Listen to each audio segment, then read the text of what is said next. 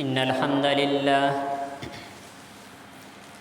نحمده ونستعينه ونستغفره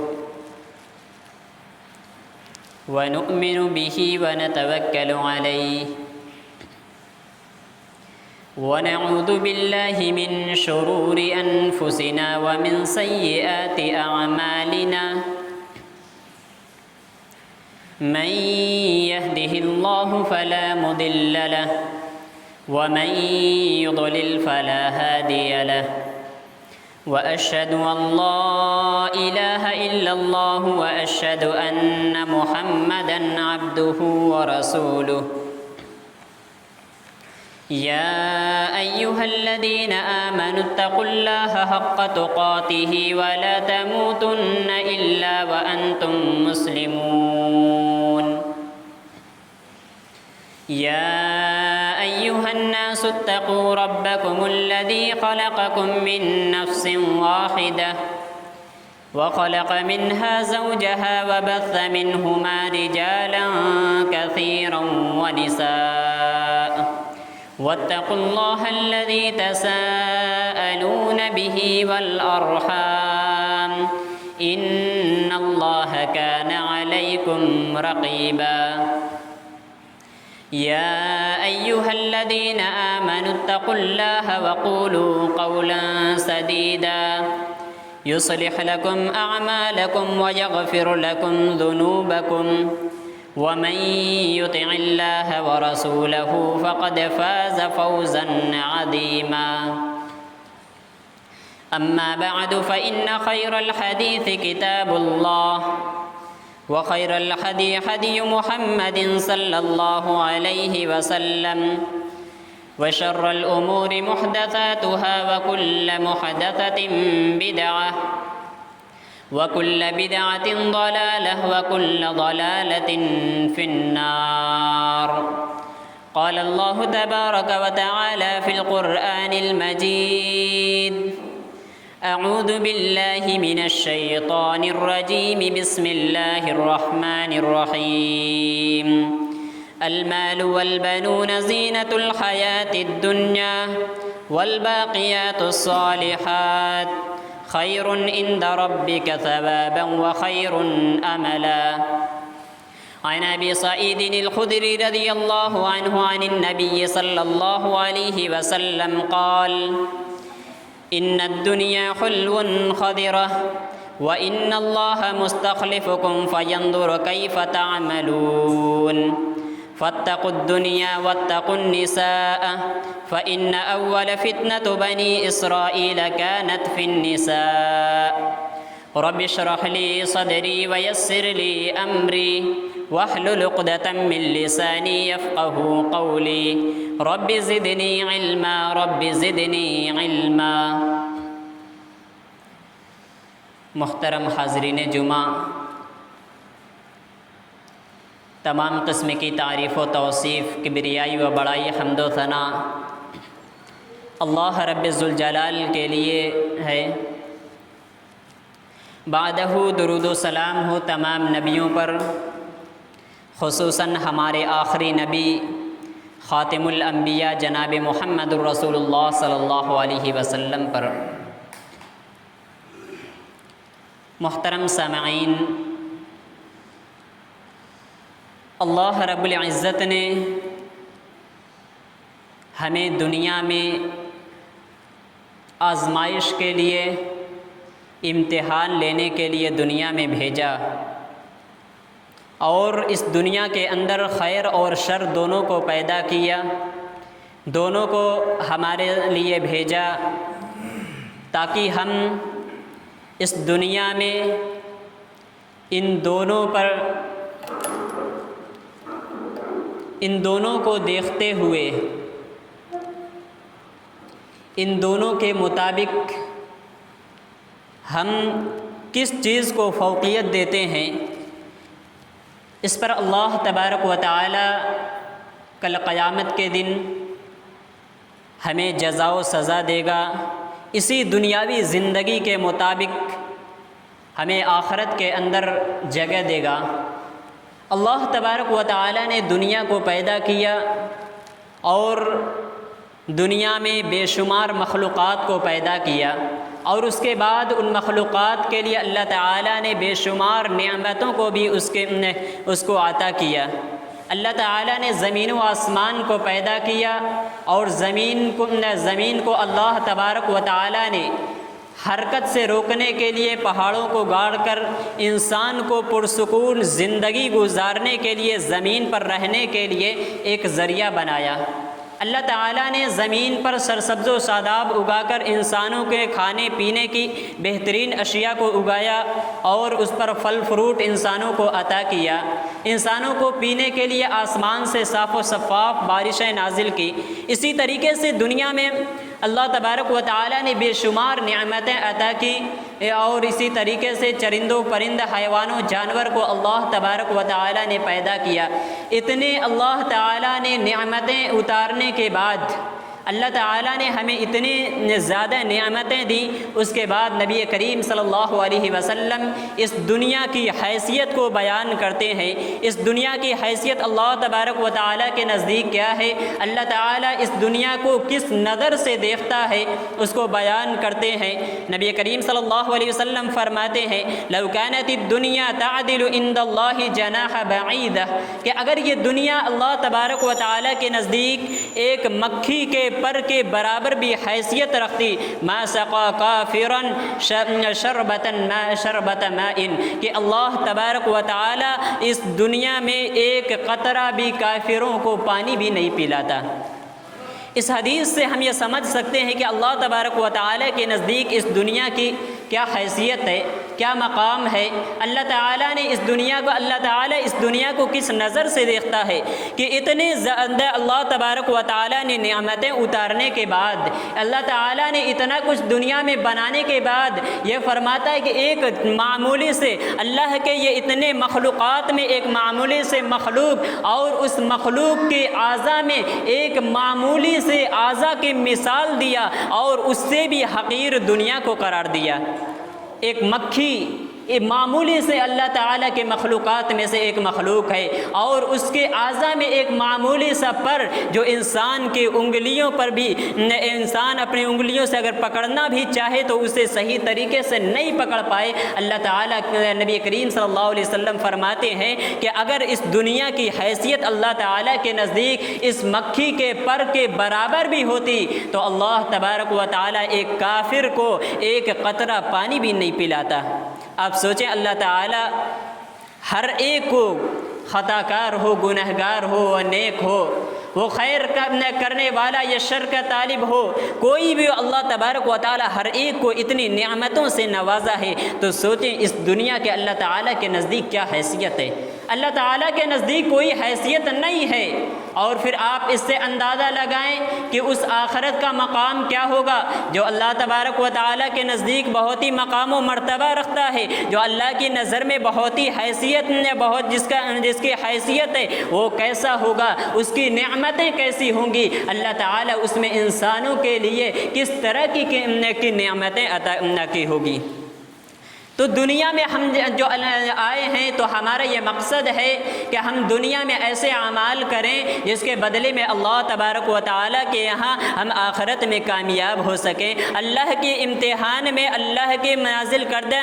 جو اللہ تعالیٰ کے امتحان ہیں اس میں ہم پاس ہو کر، اس میں ہم اچھائی طریقے سے ہم پاس ہو کر اللہ تعالیٰ کے یہاں کل قیامت کے دن ہم پاس ہو سکیں۔ ہم دنیا میں ایسی کھیتی کریں جس کا پھل ہم اللہ تبارک و تعالیٰ کے یہاں آخرت میں ہمیں ملے، ہم آخرت میں اس پھل کو حاصل کریں۔ دنیا میں ہم ایسے درخت لگائیں جس کا سایہ ہمیں اللہ تبارک و تعالیٰ کے یہاں آخرت میں ملے۔ تو دنیا کی زندگی میں، دنیا میں اللہ تبارک و تعالیٰ نے ہمیں بھیجا ہے تو اس میں خیر اور شر بھی اللہ تعالیٰ نے پیدا کیا ہے۔ اسی طریقے سے اللہ تبارک و تعالیٰ نے آخرت میں بھی خیر اور شر کو پیدا کیا ہے۔ یہاں بھی خیر اور شر ہے، آخرت میں بھی خیر اور شر ہے، وہاں بھی جنت و جہنم ہے۔ اگر انسان دنیا میں خیر کا طالب ہے، دنیا میں انسان اگر خیر چاہتا، اگر آخرت میں انسان خیر کا طلبگار ہے، وہاں جنت کا طالب ہے، وہاں اللہ کی نعمتوں کو چاہتا ہے، تو آخرت میں جس طریقے سے وہ خیر کا طلبگار ہے، اسی طریقے سے دنیا میں بھی اسے خیر کا طلبگار ہونا چاہیے۔ خیر سے منقطع ہو کر، شر سے منقطع ہو کر، شر کو چھوڑ کر اس سے مد نظر رکھتے ہوئے وہ خیر کا طالب ہو، خیر کے کاموں میں مدد کرنے والا، خیر کو حاصل کرنے والا ہو، تو جس طریقے سے دنیا میں وہ خیر کا طلبگار ہوگا، جس طریقے سے دنیا میں اچھائی کو تلاش کرے گا، خیر کے کاموں میں وہ فائدہ میں خیر کے کاموں میں مدد کرنے والا ہوگا، اسی طریقے سے اللہ تبارک و تعالی کل قیامت کے دن بھی اسے خیر عطا کرے گا، اور وہ خیر جنت کی شکل میں اللہ تبارک و تعالی کی عظیم نعمت ہوگی۔ وہی اللہ تبارک و تعالی کے یہاں سب سے بڑی کامیابی ہوگی۔ اللہ تبارک و تعالی فرماتا ہے کہ جو شخص جہنم سے بچا لیا گیا اور پھر جنت میں داخل کر دیا گیا، یہی اس کے لیے سب سے بڑی کامیابی ہے، اس کے علاوہ کوئی کامیابی نہیں ہے، اس کے علاوہ کوئی بھی اور اس کے لیے کامیابی نہیں ہوگی کہ ایک انسان جہنم سے بچا کر جنت میں داخل کر دیا جائے۔ تو انسان دنیا میں آیا ہے تو دنیا میں بہت سارے فتنے ہیں، دنیا میں بہت سارے فتنے ہیں، آزمائشیں کی چیزیں ہیں، انسان کو ان تمام فتنوں سے بچنا ہوگا۔ انسان کے قدم قدم پر فتنے ہیں، دنیا رنگین ہے، دنیا انسانوں کے لیے خوبصورت ہے، اس میں مٹھاس ہے، اور انسان اس کی جانب کھینچا جاتا ہے، انسان دنیا کی رنگینیوں میں بھولا جاتا ہے۔ انسان کو اس فتنے سے بچ کر اسے اللہ تبارک و تعالیٰ کے جو اللہ تعالیٰ نے خیر عطا کیا ہے اس میں انسان کو لگنا ہوگا، اس کو انسان کو تلاش کرنا ہوگا۔ شیخ الاسلام ابن تیمیہ رحمۃ اللہ علیہ یہ دنیا کی نعمتوں کے بارے میں فرماتے ہیں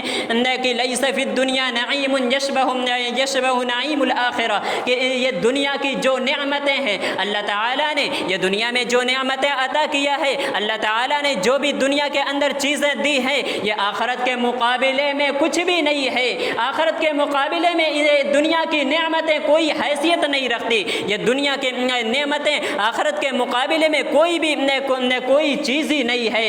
الا نعیم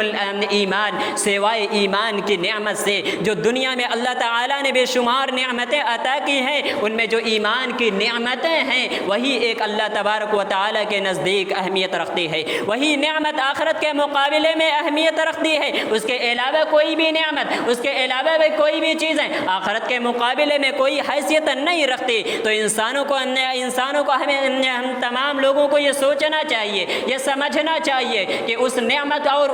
کا طلبگار ہونا چاہیے جو نعمت اللہ تبارک و تعالیٰ کے نزدیک بلند مقام رکھتی ہے، جو اللہ تعالیٰ کے نزدیک بہت ہی حیثیت رکھتی ہے، جو لازوال نعمت ہے، وہ کبھی فنا ہونے والی نہیں ہے، جو کبھی ختم نہیں ہوگی، بلکہ لازوال نعمت ہے۔ اللہ تعالیٰ نے جسے آخرت میں ہمارے اور آپ کے لیے تیار کر رکھا ہے، ہمیں اس کا طلبگار ہونا چاہیے۔ اور دنیا میں جو اتنے فتنے ہیں، جو دنیا میں اللہ تعالیٰ نے فتنے پیدا کیے ہیں، ان سے مد نظر، ان سے قطع تعلق ہو کر ہمیں صرف اور صرف خیر کا طلبگار ہونا چاہیے، تبھی ہم آخرت میں خیر کو پا سکیں گے۔ اللہ تعالیٰ نے جو وعدہ کیا ہے، جو آخرت کا ہم سے وعدہ کیا ہے، اگر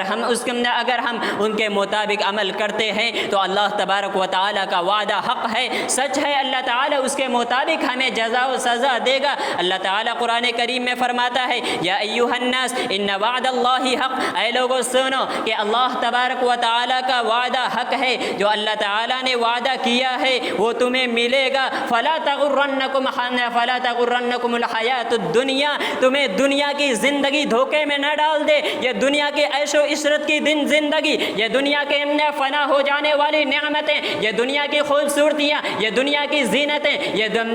رنگین دنیا تمہیں دھوکے میں نہ ڈال دے، تمہیں اپنے جانب نہ کھینچ لے۔ یاد رکھنا ولا یغرنکم باللہ الغرور، اور اللہ تبارک و تعالیٰ کے ساتھ اللہ تبارک و تعالیٰ سے تمہیں دھوکے میں نہ رکھ دے۔ یہ دنیا دھوکے کا سامان ہے، یہ پوری کی پوری دنیا انسانوں کے لیے دھوکے کا سامان ہے، یہ انسانوں کو دھوکہ دیتی ہے، یہ دھوکے کی چیزیں ہیں۔ یاد رکھنا یہ دنیا تمہیں دھوکے میں نہ ڈال دے، یہ دنیا فتنوں کی جگہ ہے، یہ دنیا آزمائشوں کی دنیا ہے۔ اللہ تعالیٰ نے یہاں آزمائش کے لیے بھیجا ہے، تو ہمیں اس دنیا کے فتنوں سے بچ کر اپنے آپ کو بچاتے ہوئے چلنا ہے، شر سے روک کر خیر کی طرف جانا ہے، خیر کو تلاش کرنا ہے، صرف اور صرف ہمیں خیر کا طلبگار ہونا چاہیے۔ یہ دنیا ہمیں اپنی رنگینیوں سے دھوکے میں نہ ڈال دے، یہ دنیا اپنی نعمت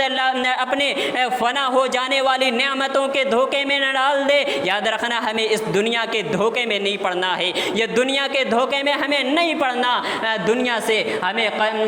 صرف وہی ہمیں حاصل کرنا ہے جو اللہ تبارک و تعالیٰ نے جس میں ہمارے لیے خیر رکھا ہے، اور جس سے ہم کل قیامت کے دن خیر حاصل کر سکتے ہیں۔ اسی طریقے سے دنیا کے جو فتنے ہیں، ان فتنوں میں سے ایک مال عظیم فتنہ ہے، جس کے لیے بہت سے انسان گمراہ ہو جاتے ہیں، حلال و حرام کو وہ حلال و حرام کی تمیز نہیں کرتے۔ یہ مال اللہ نے ایک عظیم فتنہ ہے، جس میں بہت سے لوگ جن فتنے میں مبتلا ہو کر گمراہ ہو جاتے ہیں، اور اسی طرح سے انسان کے اولاد بھی اس کے لیے فتنہ ہے۔ اللہ تعالیٰ قرآن کریم میں ارشاد فرماتا ہے،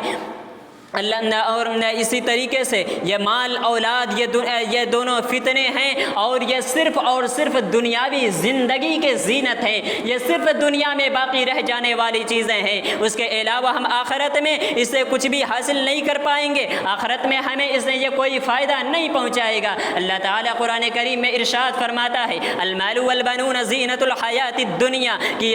یہ مال اور بیٹے یہ دنیا کی زینت ہیں، یہ دنیا ہی میں رہ جانے والی ہیں، یہ نعمتیں یہ دنیا ہی میں رہ جانے والی ہیں، آخرت میں یہ کوئی کام نہیں آئے گا۔ انسان جس مال کے پیچھے بھاگتا ہے، جس سے حاصل کرنے کے لیے حلال و حرام کی تمیز کو کھو دیتا ہے، جس کے لیے انسان گمراہی کے راستے پر چل پڑتا ہے، اور یہ بیٹے اولاد جس کے لیے انسان اکثر فتنے میں مبتلا ہو جاتے ہیں، اولاد کی محبت میں، مال کی محبت میں انسان نہ جانے کیا کیا کرنے پر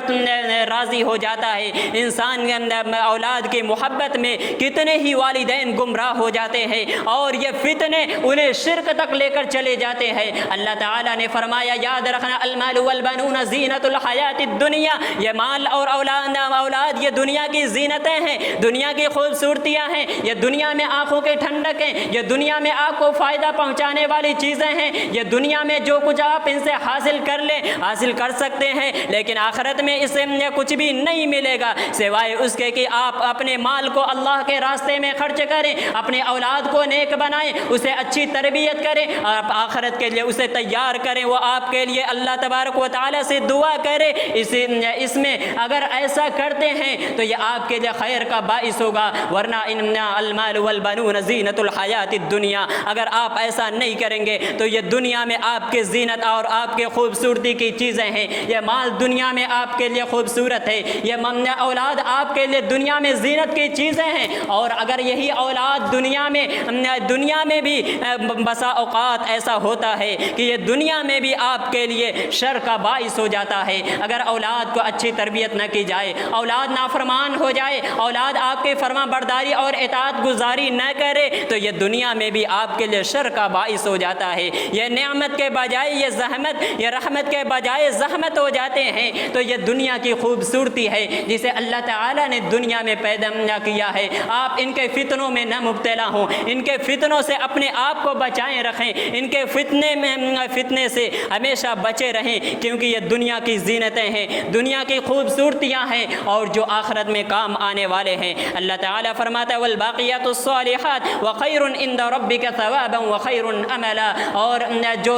جو آخرت میں کام آنے والی چیزیں ہیں، جو آخرت میں انسان کو کام آئے گی، وہ نیک اعمال ہے جو ہمیشہ باقی رہنے والی ہے۔ انسان جو نیک عمل کرے گا، انسان جو نیکی کے راستے پر چلے گا، انسان جو خیر کا طلبگار ہوگا، جو وہ خیر حاصل کرے گا، وہی انسان کو آخرت میں کامیابی کا باعث ہوگا۔ وہی انسان کے لیے وہی باقی رہنے والے عمل ہیں، اس کے علاوہ سب دنیاوی زینت ہیں، دنیا میں ختم ہو جانے والی، دنیا میں چھوڑ کر چلے جانے والی چیزیں ہیں۔ جو انسان اپنے ساتھ لے کر جائے گا وہ صرف اور صرف نیک اعمال ہے جو ہمیشہ باقی رہنے والے ہیں، جو ہمیشہ انسانوں کے ساتھ ہوں گے، اور یہی خیر ہے، یہی اللہ تعالیٰ کے یہاں بہتر ہے، اور یہی اللہ تبارک و تعالیٰ سے اسی خیر کی ہم امید بھی لگا سکتے ہیں، یا اسی خیر کے ہم اللہ تبارک و تعالیٰ سے امید بھی لگا سکتے ہیں۔ ورنہ یہ دنیا رنگین دنیا ہے، یہ دنیا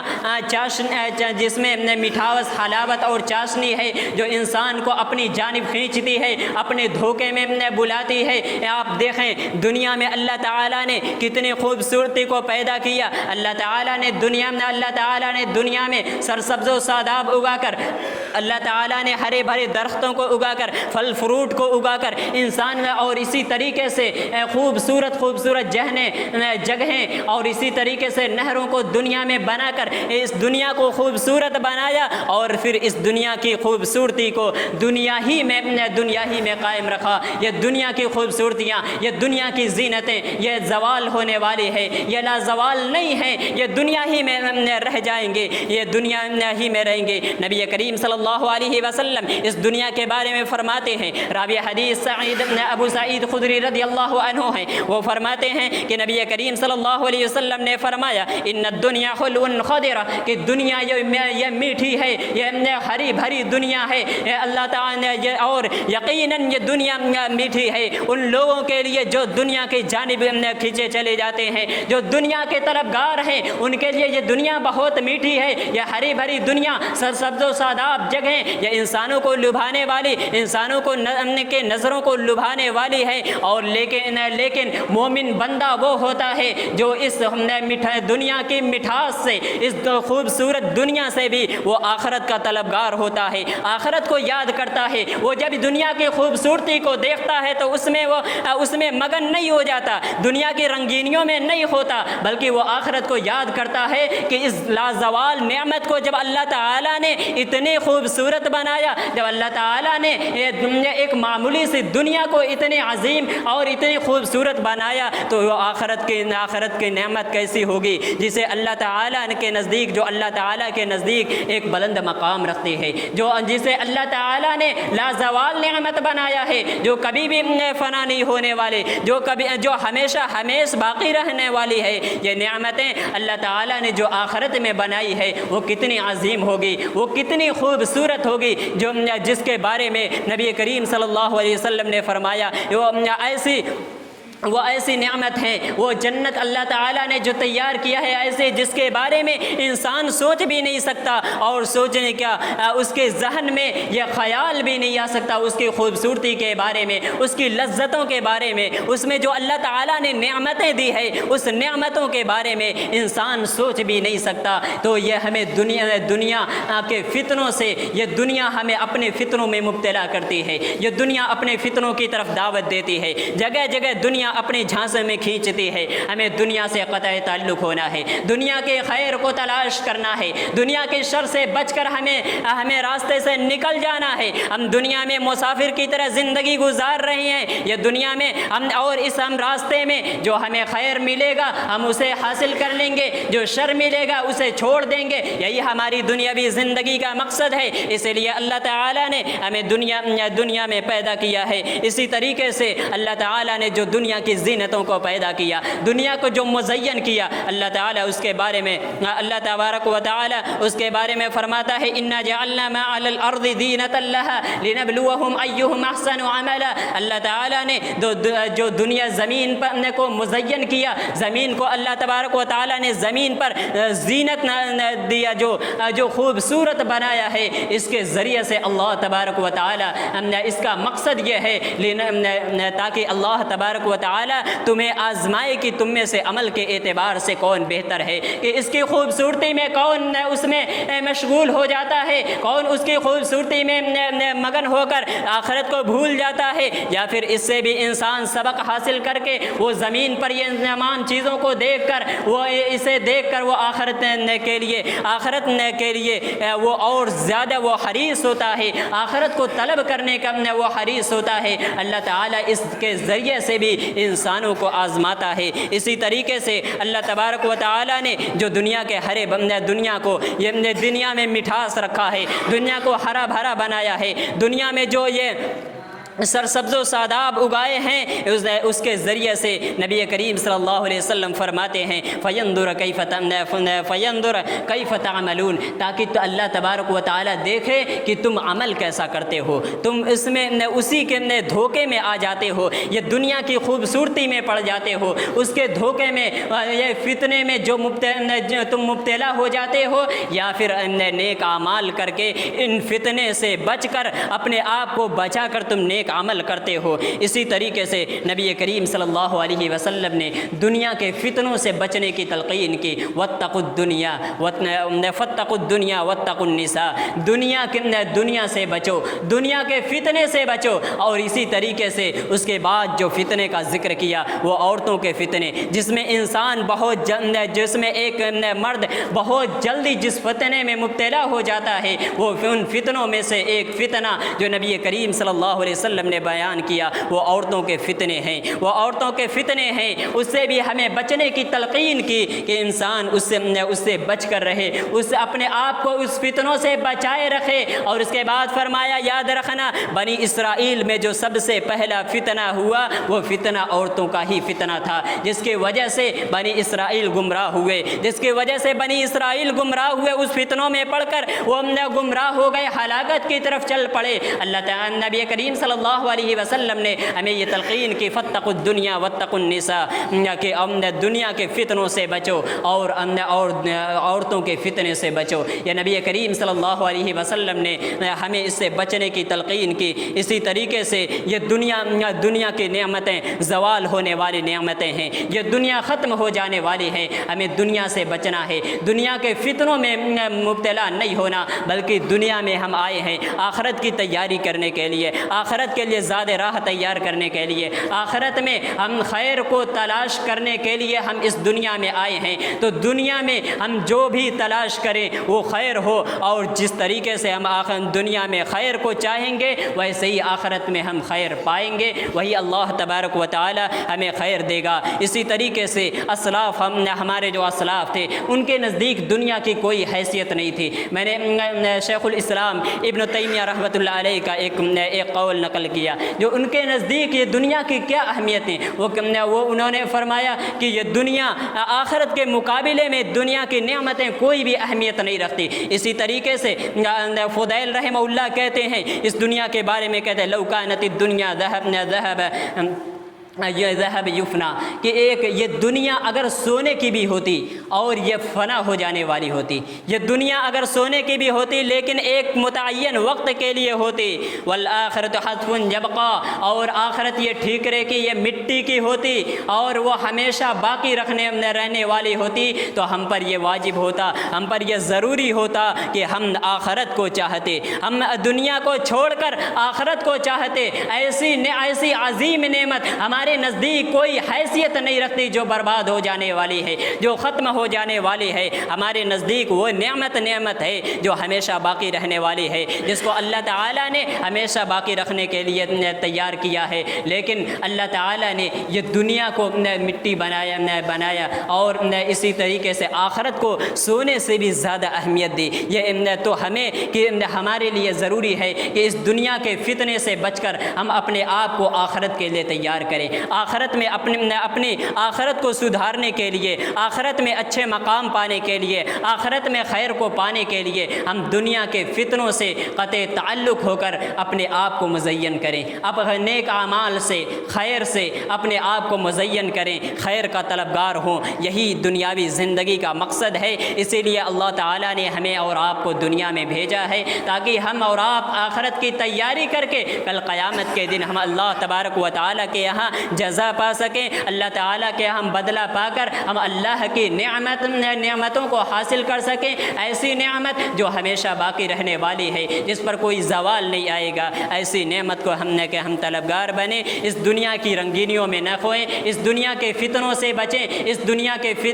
فتنوں کی دعوت کے دلدل میں ہم نہ دھنسیں۔ یہ دنیا ہم مزین ہو کر ہمارے سامنے آتی ہے، لیکن اس دنیا کی خوبصورتی زوال ہے، یہ دنیا فنا ہو جانے والی ہے، اور اس دنیا کے مقابلے میں آخرت کی خوبصورتی، آخرت کی زینت اور آخرت کی نعمت بہت ہی عظیم ہے، ہم اس کا تصور بھی نہیں کر سکتے۔ تو ہمیں اور آپ کو چاہیے کہ ہم